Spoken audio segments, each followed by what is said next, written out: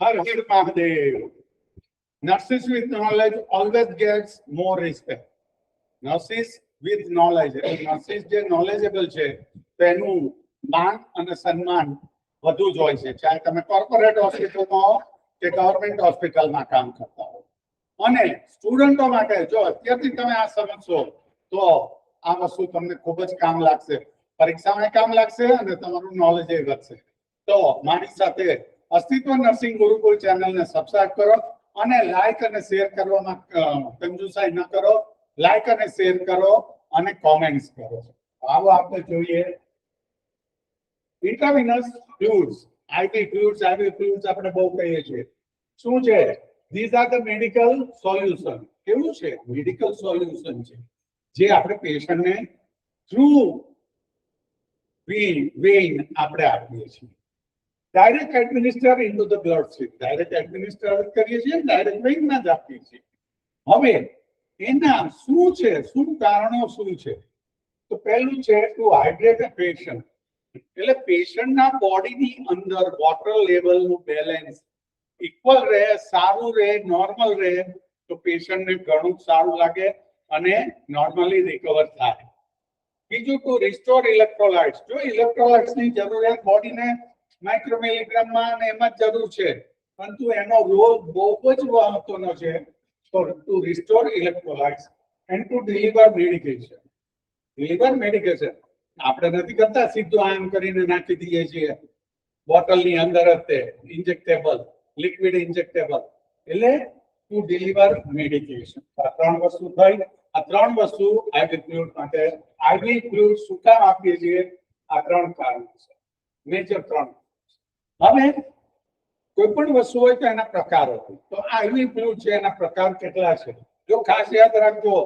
પહેલું છે ક્રિસ્ટાલોઇડ અને બીજું છે કોલોઇડ.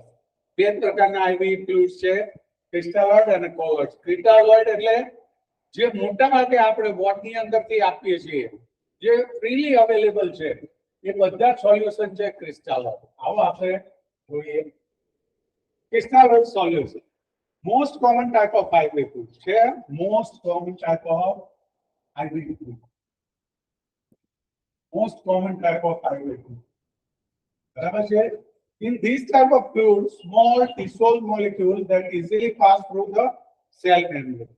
એટલે કે આ જે સેલ મેમ્બ્રેન છે એમાંથી આ જે નાના નાના જે છે મોલેક્યુલ એ ઇઝીલી પાસ થાય. હવે ખાસ એક વસ્તુ યાદ રાખવાની, આ એક રૂલ છે 3.1 રૂલ. મેં તમને દાખલા સાથે સમજાવું છું કે 500 ml of loss blood, so maintain blood pressure. 500 ml blood loss થઈ ગયું તો એ પેશન્ટનું બ્લડ પ્રેશર ડાઉન થાય. એ ડાઉન થાય અને મેન્ટેન કરવા માટે એક નિયમ છે કે clinician must administer approximately 1500 ml of crystalloid fluid. તો 1:3 દીધું, એક ભાગ ઓછો થયો તો એના 3 ભાગ આપવાનું છે આઈવી ફ્લુઇડ ક્રિસ્ટાલોઇડ. તો 1:3:1 500 ml લોસ થયું તો 1500. જનરલ વાત છે, એનો મતલબ એવો નહીં કે 500 ml લોસ થાય તો આટલું આપવાનું. અને બીજું જનરલી એવું કહેવાય છે 10 ml પર KG of body weight for each water use. એટલે ડાયરિયા, વોમિટિંગ જે કાંઈ થયું છે એમાં 10 ml પર કેજી જનરલી આપવાનું હોય છે. પછી તો સિચ્યુએશન ઉપર હોય છે, ફ્લુઇડ ઓવરલોડ ન થાય અને પેશન્ટને સારું હોય એટલે 10 ml પર કેજી. પણ અમુકમાં જરૂરિયાત વધી પણ ગઈ હોય, અમુકમાં જરૂરિયાત ઓછી પણ હોય, પણ ઓન એન એવરેજ 10 ml પર KG of body weight for each water use. આ થયું ક્રિસ્ટાલોઇડ સોલ્યુશન. હવે ક્રિસ્ટાલોઇડ સોલ્યુશનમાં પણ પ્રકાર છે, તો એ પ્રકાર 3 જોઈ લઈએ. હાઇપરટોનિક, હાઇપોટોનિક, આઇસોટોનિક. હવે પહેલી જ વસ્તુ હું તમને સમજાવી દઉં. Water flow out of the cell. Cell છે, જો આપણે બે હોય છે, ઇન્ટ્રાસેલ્યુલર ફ્લુઇડ ને એક્સ્ટ્રા સેલ્યુલર ફ્લુઇડ. ઇન્ટ્રાસેલ્યુલર ફ્લુઇડ એટલે ફ્લુઇડ વિધિન ધ સેલ, સેલની અંદર હોય એ. તો water flow out of the cell, સેલની બહાર જાય. એટલે કે બ્લડની સાંદ્રતા ઓછી હોય તો એને બરોબર કરવા માટે સેલમાંથી વોટર છે એ ઇન્ટ્રાવાસ્ક્યુલરલી આવે અને બેની સાંદ્રતા એડજસ્ટ કરવાનું ટ્રાય કરે, એને કહેવાય hypertonic. Hypotonic water flow into the cell, એટલે કે જ્યારે સેલની સાંદ્રતા અને બ્લડની સાંદ્રતા બરાબર છે, આ સાંદ્રતામાં સેલની સાંદ્રતા ઓછી હોય અને બ્લડની વધુ હોય તો બ્લડની વધુ સાંદ્રતામાંથી સેલની સાંદ્રતા બાજુ જાય, એટલે કે water flow into the cell causing it a swell and potentially burst. એટલે આ એક શક્યતા છે, એવું કઈ નથી કે આમાં હાઇપોટોનિક આપો એટલે સેલ બર્સ્ટ જ થાય, પણ આ એક જનરલ વાત છે. અને આઇસોટોનિક એટલે કે જેમાં બ્લડની સાંદ્રતા અને વોટર ફ્લુઇડની સાંદ્રતા એ બે એક સમાન હોય, ઇક્વલ, એટલે આઇસોટોનિક જ મોટા ભાગે આપણે વોટની અંદર વાપરે છે. Water moves equally in both direction keeping the cell volume stable, એટલે બરાબર છે, બરાબર છે, આમ બરાબર. તો આ ત્રણ વસ્તુ થઈ. આપણે એમાં થોડું ડીપમાં જોઈએ. માનો કે આઇસોટોનિક છે, આઈડિયલ ફોર ફ્લુઇડ રિસબસ્ટિટ્યુશન, એટલે કે ફ્લુઇડ જ્યારે ઓછું થઈ ગયું હોય ત્યારે આપવાનું, એન્ડ મેન્ટેનન્સ હાઇપોવોલેમિયા. હાઇપોવોલેમિયા એટલે વોલ્યુમ ઇન્ટ્રાવાસ્ક્યુલરલી જે ફ્લુઇડ ચાલે છે એનું વોલ્યુમ ઓછું થયું હોય એને કહેવાય હાઇપોવોલેમિયા. ડિહાઇડ્રેશન, ઝાડા ઉલટી થઈ ગયું હોય તો એને આપણે તરત શું આપીએ છીએ? જો હવે આમાં ખાસ યાદ રાખજો, પર્સન્ટેજ જે દેખાય છે ને અહીંયા નોર્મલ સલાડ, એની ઉપર જ આ આખી રમત છે. 0.9% નોર્મલ સલાડ. જો આમાં શું છે? 0.9% નોર્મલ સલાડ, બરાબર. રિંગર્સ લેક્ટેટ આપણે કહીએ છીએ ને આરએલ, તો એ, પરંતુ એને કે હાર્ટમેન સોલ્યુશન એ કહેવાય ને લેક્ટેટેડ રિંગર એ કહેવાય. તો પરીક્ષામાં હાર્ટમેન સોલ્યુશન એમ પૂછે, તમને મારે કન્ફ્યુઝ જ કરવા છે તો હાર્ટમેન સોલ્યુશન, પણ હાર્ટમેન સોલ્યુશન એટલે રિંગર્સ લેક્ટેટેડ થયું અથવા લેક્ટેટેડ રિંગર થયું. આ ત્રણેય વસ્તુ એક સમાન જ છે. 0.9% નોર્મલ સલાઇન. નીચે પૈકીનું કયું ફ્લુઇડ એ આઇસોટોનિક છે? એમાં જે ચાર ઓપ્શન આપ્યા હોય ને મોટા ભાગે નોર્મલ સલાઇન ને આગળ પર્સન્ટેજ ફેરવાળા છે. હવે આપણે આવીએ hypotonic. Use to treat intracellular dehydration, diabetic ketoacidosis, અને ખાસ યાદ રાખો શું લખ્યું છે? હાઇપરનેટ્રીમિયા. સોડિયમનું પ્રમાણ વધુ છે. જો આઇસોટોનિકમાં મેં શું કીધું હતું? પર્સન્ટેજ યાદ રાખો, 0.9% છે. હવે અહીંયા શું છે? હાઇપરનેટ્રીમિયા એટલે સોડિયમનું પ્રમાણ વધુ છે, એટલે શું છે? એને કયું ફ્લુઇડ આપવાનું? 0.45% નોર્મલ સલાઇન છે. હાઇપરનેટ્રીમિયા તો એની સામે સોડિયમ ઓછું જાય એવું ફ્લુઇડ આપવાનું. Use to treat intracellular dehydration અને ડાયાબિટીક કિટોએસિડોસિસ નું પેશન્ટ જેમ જેમ રિકવર થતું જાય ને એમ એને હાઇપોટોનિક સોલ્યુશન આપતા રહે છે. રિકવર વધુ સારી રીતે થાય એટલે હાઇપોટોનિક. અને છેલ્લું છે હાઇપોટોનિક. તો યુઝ ટુ ટ્રીટ હાઇપરનેટ્રીમિયા. જો આમાં શું છે? હાઇપરનેટ્રીમિયા તો સોડિયમનું પ્રમાણ ઓછું હતું, 0.45, 0.9 ની જગ્યાએ 0.45, એટલે હાફ. હવે અહીંયા શું છે? હાઇપોનેટ્રીમિયા છે હાઇપરટોનિકમાં. To reduce brain swelling and cerebral oedema, આવું છે એની ઉપર. પણ પહેલા હાઇપોનેટ્રીમિયા, તો આમાં શું છે? હાઇપો છે એટલે સોડિયમનું પ્રમાણ ઓછું છે, તો 3% નોર્મલ સલાઇન. સીધું 3% આવ્યું 3%. બીજું ડેક્સોસ 10%, ડેક્સોસ 25%. હવે રિડ્યુસ બ્રેન સ્વેલિંગ ઓર સેરેબ્રલ એડિમા શેનાથી વધે?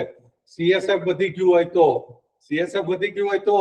આપણે કોઈ પણ પેશન્ટ આવે છે કે એવું ન્યુરોનો પેશન્ટ, તો ડોક્ટર લખે છે ને ઇન્જેક્શન મેનિટોલ આપો, તો ઓસ્મોટિક ડાયુરેટિક કહેવાય છે. અને શું કહેવાય? Osmotic diuretic. એટલે એ ત્યાંથી ફ્લુઇડ છે એ બ્લડમાં લાવે અને બ્લડમાંથી એ સીધું યુરિન દ્વારા બહાર નીકળી જાય. શું કરે? બ્રેઇનમાં છે, બ્રેઇનમાંથી સીધું ઇન્ટ્રાવાસ્ક્યુલર લાવે અને બ્લડમાં પડે એટલે કિડની દ્વારા એ ફ્લુઇડ એક્સેસ બહાર નીકળી જાય. ઇન્જેક્શન મેનિટોલ ઓસ્મોટિક ડાયુરેટિક્સ કહેવાય છે. Injection mannitol is also known as a osmotic diuretic fluid. અને હાઇપોનેટ્રીમિયા છે એટલે 3% NS. આ ત્રણ વસ્તુ મોટા ભાગે આ જ વપરાય છે. એનો મતલબ એવો નથી કોવર્ટ નથી વાપરતા, પણ કોલોઇડ છે એની એક સ્પેસિફિકેશન છે, એ હું તમને સમજાવું. કોલોઇડ સબસ્ટેન્સ શું છે કે ધીસ કન્ટેન લાર્જર મોલેક્યુલ. ઓલામાં શું હતું? Smaller molecule. આમાં શું છે? Larger molecule that cannot easily pass through cell membrane. Cell membrane through easily pass નથી થતા. They remain in the blood vessels. જોયું? blood vessels એટલે ઇન્ટ્રાવાસ્ક્યુલર જે છે, ઇન્ટ્રાવાસ્ક્યુલર ફ્લુઇડ નું એમાઉન્ટ જે છે એ લોંગર પીરિયડ સુધી રાખે છે. Highly effective for rapid intravascular volume expansion. હવે ક્યારે થાય? ક્યારે થાય? માનો કે મેજર, હું એમ નથી કહેતો બંસમાં રીગલ એક્ટેડ ચોઇસ ઓફ ફ્લુઇડ છે, બરાબર છે, પરંતુ મેજર ફ્લુઇડ અને બીપી બ્લડ ટ્રાન્સફ્યુઝન આવતા વાર લાગે છે, તો એ સમયના પીરિયડ દરમિયાન તમારું ઇન્ટ્રાવાસ્ક્યુલર વોલ્યુમ બરાબર રાખવા માટે એને એક્સપાન્ડ કરવું જરૂરી છે, કારણ કે લોસ તો થઈ ગયું છે. તો એ ઇન્ટ્રાવાસ્ક્યુલર વોલ્યુમ બરાબર રાખવા માટે કોલોઇડ સસ્પેન્શન આપવામાં આવે છે, જેમ કે આલ્બુમિન 5% પર 25% ફ્રેશ ફ્રોઝન પ્લાઝમા, જેને આપણે એફએફપી કહીએ છીએ, અને ડેક્સ્ટ્રામેન સ્ટાર્ચ. તો જો છે મેજર, જો મેં લખ્યું છે મેજર બમ્સ એન્ડ સિવિયર હાઇપોવોલેમિક, તો એમાં બ્લડ સર્ક્યુલેશન નું જે વોલ્યુમ છે અંદર વેઇનમાં અને આર્ટરીમાં, એ વોલ્યુમ બરાબર જાળવવા માટે શું આપવામાં આવે છે? કોલોઇડ સબસ્ટેન્શન. પણ એનાથી ચાન્સ શું છે? Chances of blood clotting problem and severe anaphylactic shock, severe anaphylactic condition. આ વસ્તુ કોલોઇડ્સમાં થતી રહે છે. તો કોલોઇડ છે, ડેક્સ્ટ્રાન આપણે કહીએ છીએ ને, ડેક્સ્ટ્રાન, હિમાસીલ, આ બધા કોલોઇડ સસ્પેન્શન છે, બરાબર. અને દરેક વખતે નર્સિંગની જવાબદારી હોય છે, તો પહેલા, દરમિયાન અને પછી પ્રી એડમિનિસ્ટ્રેશન આપતા પહેલા કોઈ પણ આઈવી ફ્લુઇડ તો પહેલા તો વેરીફાઈડ કરો. ઓર્ડરમાં લખ્યું છે શું? ડીએનએસ. આપણે એમ નથી કહેતા ઠીક હવે હા D5 આપી દે ડીએનએસ નો, નહીં. Always stick on order, verify order and patient verification. જે પેશન્ટને જાઓ તો પહેલા નામ પૂછો, તમારું નામ આ છે ને, એનો ઓર્ડર જ છે ને. Site assessment. સાઇટ એસેસમેન્ટ એટલે જે જગ્યાએ વેન્ટલો મૂકી છે ત્યાં જોવાનું રેટ છે, સાઇટ પેઇન છે, સ્વેલિંગ છે, તો ત્યાં ઇન્ફેક્શન થયેલું હોવાની શક્યતા, તો વેન્ટલોની સાઇટ નવી લઈને પછી આઈવી ફ્લુઇડ શરૂ કરવું જોઈએ. અને ફ્લુઇડ ઇન્સ્પેક્શન આપણે તો સીધું આમ કરીએ છીએ નહીં, પહેલા તો બોટલ લ્યો, એને જોવો અંદર કોઈ ઔક્ષેપિત નથી ને, પ્રેસિપિટેટ નથી ને, ક્લિયર ફ્લુઇડ જ છે ને, ધેન એની એક્સપાયરી ડેટ જોવો સૌથી પહેલા, અને પછી એ ફ્લુઇડ જો ક્લિયર છે ને પછી જ એને સ્ટાર્ટ કરવું. હવે ડ્યુરિંગ એડમિનિસ્ટ્રેશન આપણે તો બોટલ ચડાવીને રહ્યા જાય, હવે જોતા રહેજો એમ નહીં. Regulate flow rate. હવે આ ફ્લો રેટનું એક સૂત્ર છે, હા, V/T ગુણ્યા GTT, એ રીતનું છે. તો એ કઈ રીતનું છે તમે મને કોમેન્ટમાં જણાવો. હું આખું ફ્લુઇડ અને ફ્લો રેટ કેમ એડજસ્ટ કરવો એનો આખો વિડીયો મૂકું, પણ કોમેન્ટ કરો તો થાય ને. એમાં કંજુસાઈ કરવાથી શું ફાયદો છે? You are not going to invest any kind of finance in comment, like and share. Like share કરવામાં કોઈ પૈસાનો ખર્ચો નથી, ફ્રીલી કરો. સાઇટ ચેક કરો, પેશન્ટ એસેસમેન્ટ કરો, અને ખાસ ઇન્ટેક આઉટપુટ ચાર્ટ મેન્ટેન કરો. કેટલું આપ્યું અને કેટલું ફ્લુઇડ બહાર આવ્યું એની ઉપરથી ફ્લુઇડ ઓવરલોડ છે કે નહીં, ફ્લુઇડ ડેફિસિટ છે કે નહીં, એ એઝ એ નર્સ તરીકે આપણને ખબર પડે. મેં પહેલા કીધું, જે નર્સમાં નોલેજ વધુ એનું રિસ્પેક્ટ વધુ. અને પોસ્ટમાં ડોક્યુમેન્ટેશન જે આપણે કરતા જ નથી, ખાસ કરીને ગવર્મેન્ટ. ઇન્જેક્શન D5 બાજુમાં એક નાની સહી કરો. અત્યારના નેગ્લિજન્સીના કેસીસ ઘણા બધા થાય છે, તો એ વખતે આની અંદર તમે જે ફ્લુઇડ આપ્યું છે, તમે જે ઇન્જેક્શન આપ્યું છે અને તમારી શોર્ટ સહી કરી છે, એ પ્રૂવ કરે છે કે આ ઇન્જેક્શન મેં આપ્યું છે ને આ ઇન્જેક્શન નથી આપ્યું, આ ફ્લુઇડ મેં આપ્યું છે ને આ ફ્લુઇડમાં મેં નથી દીધું. કારણ કે હું જ્યાં આપું છું ત્યાં નાની સિગ્નેચર કરું જ છું. તો એ ચાર્ટની અંદર તમારે કરવું જોઈએ. કોમ્પ્લિકેશન રિસ્પોન્સ, ફ્લેબાઇટિસ એટલે બહુ ટૂંકી વાત, inflammation or infection of the vein. મેં જે કીધું સાઇટ ઉપર તમને રેડ, હોટ, સ્વેલિંગ, પેઇન આવું જોવા મળે, it means that vein is inflamed. You must have to change the side. Ideally તો એક ઇન્ટ્રાકેટ એક જગ્યાએ નાખે ને 72 કલાક પછી બદલાવી જ જોવે. બદલાવતા નથી એ અલગ વસ્તુ છે, પણ 72 કલાક પછી બદલાવી જોવે.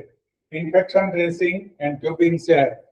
જો ટ્યુબિંગ સેટ એક બોટલ જ લખી હોય તો નાખી દો, સાંજે ચડાવવાની હોય ત્યારે નવો ટ્યુબિંગ સેટ લ્યો. પણ તો કન્ટિન્યુઅસ રાખવાનું હોય તો એક બોટલ પછી બીજી બોટલ હોય તો એનો એ આઈવી સેટ ચાલી શકે. પણ સાંજે હોય તો કે આ બોટલ આઈને મૂકી દો, લટકાવી રાખો, નહીં, ચેન્જ આઈવી સેટ. તો આ વસ્તુ છે. જોઈન મી ઇન અસ્તિત્વ નર્સિંગ ગુરુકુળ યુટ્યુબ ચેનલ છે અને વોટ્સઅપ ચેનલમાં હું એમસીક્યુ ને એ મૂકું છું. Choice is yours.